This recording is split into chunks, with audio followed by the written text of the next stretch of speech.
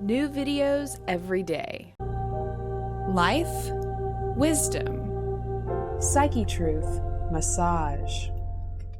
This is Athena Jezik, and we're back doing another Valentine's Day massage video, and we're going to work on the stomach. So it's a good thing she ate well last night. Her lymph is flowing well. So I'm going to ask you all to let us know what kind of treats you like for Valentine's Day. If it's chocolate, or if it's chocolate covered something, or whatever. So let us know. I'm going to do a little bit of lymph. I'm just checking the lymph to see how the flow is, and it's doing pretty good. It's a little sluggish in this area. So we'll just move it a little bit and see if it's going to change.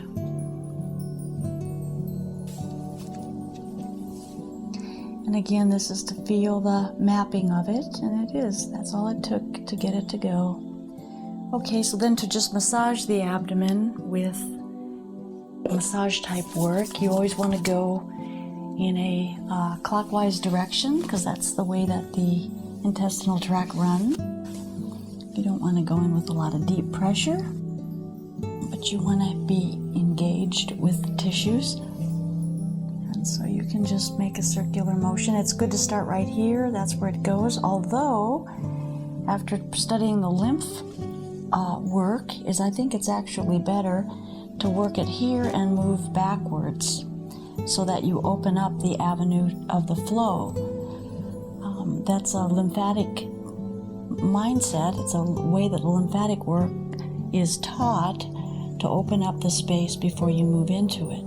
And then you rinse it by coming back through. This is not lymphatic work, but it makes more sense to me to think about opening where you're going first, in case there's some kind of impaction along the way, because if you're pushing from this direction upward and around, and there's an impaction going on at one of these curves in the large intestine, you'd be just jamming up into it. So it makes sense to me to start at the other side, and even though you're moving clockwise, you're kind of moving counterclockwise, if you can see how that works. So that's for the large intestine. And then the smaller intestine, there's a mesentery and there's some other structures around these organs, but here you can lift up a little bit through here and knead it somewhat. And again, you want to knead it in the general direction of clockwise, going clockwise. And this is just the things that I do that I've noticed has been the best way to open up people's digestive systems. Coming up from the back, and oftentimes vibrating up is another good one. I'm just vibrating up. And I usually do things in threes. That will loosen up things and open things. And now the liver is one of the main organs. There's a lot of stuff that goes on with the liver. And if you have any liver condition, a very good idea is to work on your digestive system. The liver has about 500 functions that it takes care of, so it's an important organ to keep open and clean, and sometimes liver flushes are maybe desirable. Here I'm just checking it a little bit lymphatically and giving it a little drain, as well as palpating it in a more massaged way. So when you know and have mastered a couple of different modalities, you can blend them.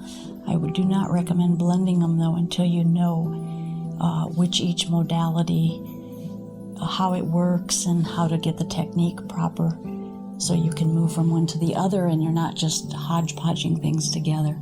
The liver is soft, it's nice, you want to drain that up, and then just keeping on going around. There's really not a whole lot to do with the abdomen. The lymph will flow in that direction, the quadrant direction, so you can, if you have some of the lymph skill, you can work that a little bit as well. But basically, we want to have a healthy digestive tract, and to have it stimulated is always good.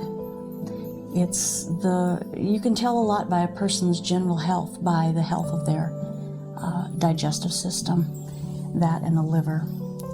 So with that, let me show you one more little thing. It's called a recoil, and it just helps the intestinal tract. You're actually interfacing with your hand, and as you interface, you're taking a skin stretch in the opposite direction, and you can kind of feel how it winds down into the organs, and you just keep on moving it. You're not pushing hard down into the stomach, you're staying connected to the skin, and once you get a nice tight twist on that, then you just let it go real quick and it'll recoil back.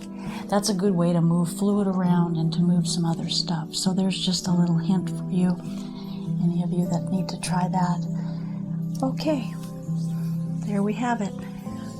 Let us know what your favorite treat is for Valentine's Day. This is Athena Jezik, Austin, Texas.